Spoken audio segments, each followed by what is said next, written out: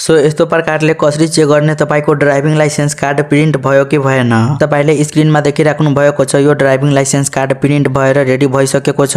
So यस्तो प्रकारले तपाईले कसरी अनलाइनबाट घरमै बसेर चेक गर्ने कि तपाईको ड्राइभिङ लाइसेन्स कार्ड प्रिन्ट भयो कि भएन र यदि तपाईको ड्राइभिङ लाइसेन्स कार्ड प्रिन्ट भइसकेको छ भन्ने कहाँ र कसरी तपाईले आफ्नो ड्राइभिङ लाइसेन्स कार्ड लिन सक्नुहुन्छ आजको यो भिडियोमा तपाईहरुलाई बताउने छु। सो आउनुस् अब साथीहरु भिडियो सुरु गरौँ। ड्राइभिङ लाइसेन्स कार्ड प्रिन्ट भयो नभएको चेक गर्नको लागि तपाईले यहाँनिर क्रोम ओपन गर्नु होला। ओपन गरिसकेपछि सर्चमा यहाँनिर तपाईहरुले टाइप गर्नु होला DOTMGOVNP। यति टाइप गरिसकेपछि तपाईहरु यहाँनिर साथीहरु सर्च गर्नु होला। सर्च गर्नुभयो भने तपाईको अगाडि अर्को इन्टरफेस आउँछ। सुरुमै देख्न सक्नुहुन्छ लेखेको छ यातायात व्यवस्था विभाग। यो यातायात व्यवस्था विभागको अफिसियल वेबसाइट रहेको छ। तपाईले यसमा क्लिक गर्नु होला। क्लिक गर्नुभयो भने फेरि तपाईको अगाडि अर्को इन्टरफेस आउँछ। अब साथीहरु यो पेजलाई डेस्कटप साइडमा गर्नु होला। त्यसको लागि तपाईले माथिपट्टि थ्री लाइनमा क्लिक गर्नु होला। क्लिक गरिसकेपछि यहाँनिर देख्न सक्नुहुन्छ डेस्कटप साइडको अप्सन रहेको छ। तपाईले यो बक्समा टिक गरिदिनु होला। टिक गरिसकेपछि अब साथीहरु आफ्नो ड्राइभिङ लाइसेन्स कार्ड प्रिन्ट भयो नभएको चेक गर्नको लागि तपाईले यो पेजलाई अलि जुम गर्नु होला। जुम गरिसकेपछि यहाँनिर देख्न सक्नुहुन्छ लेखेको छ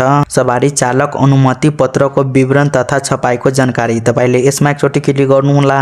क्लिक गर्नुभयो भने तपाईको अगाडि अर्को इन्टरफेस आउँछ। अब यहाँनिर तपाईहरुले के गर्नु होला साथीहरु आफ्नो ड्राइभिङ लाइसेन्स कार्ड प्रिन्ट भयो नभएको चेक गर्नको लागि तपाईहरुलाई यहाँनिर साथीहरु सबैभन्दा पहिला डेट अफ बर्थ राख्नु पर्छ र यो डेट अफ बर्थ तपाईहरुले एडी मा राख्नु होला। देख्न सक्नुहुन्छ यहाँनिर YYMM रहेको छ, DD रहेको छ। सो यहाँनिर डेट अफ बर्थ राख्दाखेरि तपाईहरुले यहाँनिर साथीहरु सबैभन्दा पहिला इयर राख्नु होला, त्यसपछि डैश दिनु होला, त्यसपछि मन्थ राख्नु होला, त्यसपछि फेरि डैश दिनु होला अनि डे राख्नु होला। सो यहाँनिर मैले आफ्नो डेट अफ बर्थ राख्छु र डेट अफ बर्थ तपाईहरुले एडी मा राख्नु होला। 16 साथीहरु यहाँनिर देख्न सक्नुहुन्छ मैले आफ्नो डेट अफ बर्थ राखिदिएको छु। त्यसपछि यहाँनिर साइडमा लाइसेन्स नम्बर रहेको छ। अब तपाईले यो बक्समा आफ्नो लाइसेन्स नम्बर राख्नु होला। लाइसेन्स नम्बर तपाईको यो रसिदमा नगदी रसिद हुन्छ नि हो, यसमै तपाईको लाइसेन्स नम्बर यहाँनिर देखाइरहेको छ।